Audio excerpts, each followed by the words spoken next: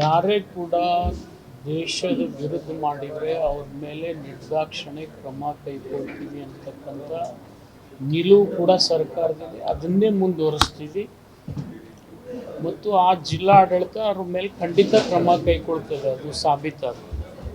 ಸೌಣೂರಲ್ಲಿ Palestine ಧ್ವಜದ ಒಂದು ಬಾವುಟ ಹಾಕಿರ್ತಾರೆ, ಗಿಡದಲ್ಲಿ ಗೊತ್ತಷ್ಟು ತೆಗಿತಾರೆ, ಪ್ಯಾಲೆಸ್ತೀನ್ ಧ್ವಜ ಹಾಕಿರ್ತಾರೆ. ಸೌಣೂರಲ್ಲಿ ಸರ್ ಈ ಬ್ಯಾಕ್ಲೈಟ್ ಬ್ಯಾನರ್ಸ್ ಮಾಡಿಸಿರ್ತಾರಲ್ಲ ಸರ್, ಅದರಲ್ಲಿ ಒಂದು ಪ್ಯಾಲೆಸ್ಟೈನ್ ಇತ್ತು. ಅದು ಹಿಂದೂ ಸಂಘಟನೆ ವಿಡಿಯೋ ಎಲ್ಲ ತೆಗೆದು ವೈರಲ್ ಅದು ಒಂದು ಅರ್ಧ ಗಂಟೆ ಆದ ನಂತರ ತೆರವು ಮಾಡಿದ್ರು ಜಾರಿ ಮಾಡ್ತಾ ಅದನ್ನು ನೋಡ್ತೀನಿ, ನಾನು ಮಾಹಿತಿ ತರಿಸ್ಕೊಂಡು ಕ್ರಮ ಕೈಗೊಳ್ಳಿ. ಈಗ ಬಿಫೋರ್ ನೀವು ಶಾಂತಿ ಸಭೆ ಮಾಡಿರ್ತೀರಿ, ತಿಳುವಳಿಕೆ ಹೇಳಿದ್ರು ಕೂಡ ಅಲ್ಲಲ್ಲಿ ಈ ರೀತಿ ತಪ್ಪುಗಳು ಆಗ್ತಿರೋದ್ರಿಂದ ತಪ್ಪದನ್ನು ಮಾಡಬಾರ್ದು, ಬೇರೆ ಏನಿಲ್ಲಲ್ಲ. ನೀವು ಅದೇ ಕೇಳ್ತೀರಿಲ್ಲ ಅಂತೇಳಿ ನಾನು ವಿಚಾರ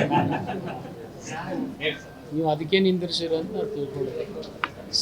ಗಣೇಶನ ಉತ್ಸವ ಬಾಲ್ ಗಂಗಾಧರ್ ತಿಲಕರು ಮಾಡಿದ್ದು ದೇಶದ ಜನ ಒಗ್ಗೂಡಿಸ್ಲಿಕ್ಕೆ. ಆದರೆ ದುರ್ದೈವಶ ಈ ಗಣೇಶನ ವಿಸರ್ಜನೆ ವಿಷಯದಲ್ಲಿ ಈ ರೀತಿ ಭಿನ್ನಾಭಿಪ್ರಾಯ ಉಂಟಾಗೋದು ಆಗಬಾರ್ದು ಅನ್ನೋದು ನನ್ನ ಕಳಕಳಿ.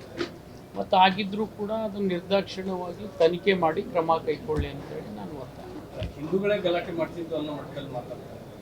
ನೋಡಿ, ಈಗ ಅಲ್ಲಿ ಯಾರು ಮಾಡಿದ್ದಾರೆ ಅನ್ನೋದು ನೀವು ನೋಡಿಲ್ಲ, ನಾನು ನೋಡಿಲ್ಲ. ಖಂಡಿತ ತನಿಖೆ ಮಾಡ್ತೀನಿ ಅಂತ ಜಿಲ್ಲಾ ಉಸ್ತುವಾರಿ ಸಚಿವರು ಸ್ಟೇಟ್ಮೆಂಟ್ ಇದೆ. CM ಗಮನಕ್ಕೂ ಕೂಡ ನಾವು ರಾಜಮಠದಲ್ಲಿ ತಂದಿದ್ದೀವಿ.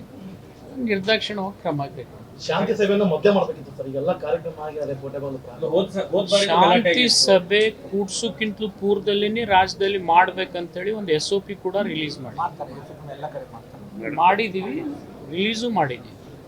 ಜಿಲ್ಲೆ ಕೆಲವೊಂದಿಷ್ಟು ಗಣೇಶ ಮಂಡಳಿಯವರು ನಾವು DJ ಪರ್ಮಿಷನ್ ಕೊಡ್ಮೇಲೆ ವಿಸರ್ಜನೆ ಮಾಡಲ್ಲ ಅಲ್ರಿ.